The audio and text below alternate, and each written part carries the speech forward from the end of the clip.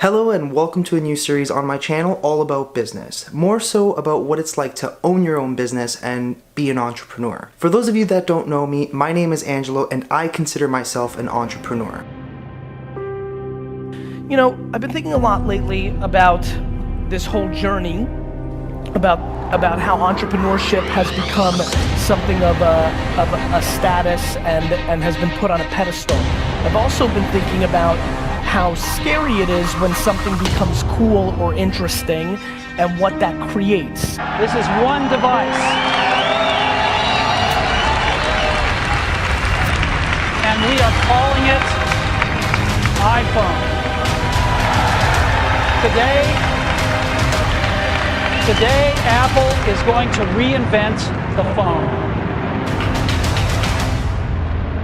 So ever since I was young, I always knew I wanted to be my own boss and I wanted to own and operate my very own business. Ever since I was 14 is pretty much when I started my official venture. There was probably a few things before then, but we really won't get into those. The first venture started out as a computer repair business. It was very small. I operated it from home outside of school and outside of part-time jobs. I had called it And Computers, where pretty much I would just help out my clientele, repair their computers, so on and so forth, and basically charge them a service to do those services for them. From there it evolved into a retail business where I would sell computer parts online. I had my own website at the time. I was learning how to do that sort of stuff, as well as selling electronics online.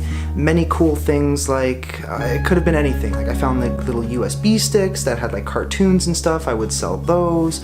At the time, the iPod Nano, I think it was called, was very popular, and in China they were making these MP4 players. They were really crappy, but people obviously who didn't want to spend the money on the real iPods would buy these for probably about a quarter of the cost, and it turned out to be a pretty promising thing for myself, so that's what I ended up doing. Later on, I eventually joined a company known as Primerica. I did an entire video on the company itself, what they do, how they help people, that sort of thing.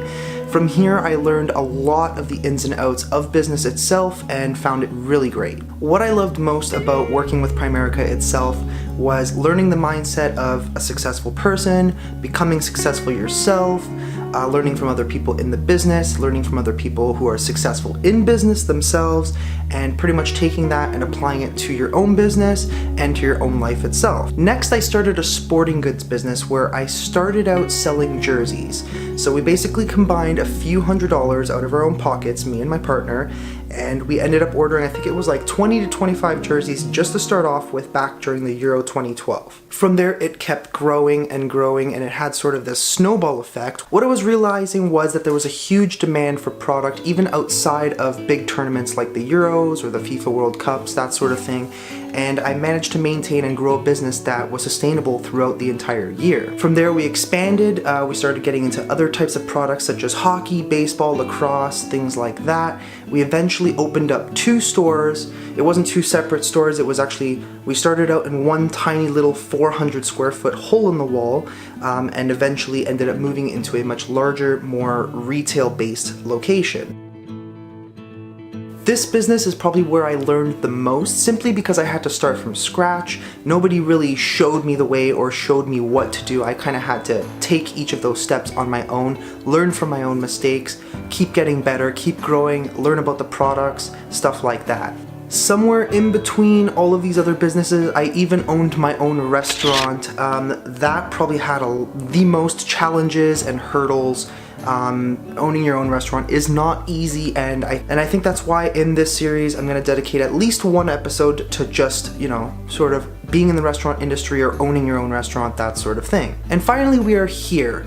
Team Innovative, which is my most recent business where I simply work business to business, offer services to other entrepreneurs, other businesses, where I help them either start, create, set up, you know, help them market, help them do videos, stuff like that, and help them really grow their own business. I feel like after, 13 years in business now, that I do have more than enough knowledge, I guess you could say, to share with other people and hopefully help them as well. And partly the reason why I wanted to make this video myself, because I feel there's a lot of challenges, a lot of hurdles that people have to go through, and I kind of want to help people out with that, so stay tuned. But enough about myself and my own ventures, let's start talking about your ventures. So a lot of the time I find people have these amazing ideas. For example, myself, a lot of the times I'm always thinking of brand new ideas. They just pop up in your head and you're like, wow, that would be a pretty cool idea for a business.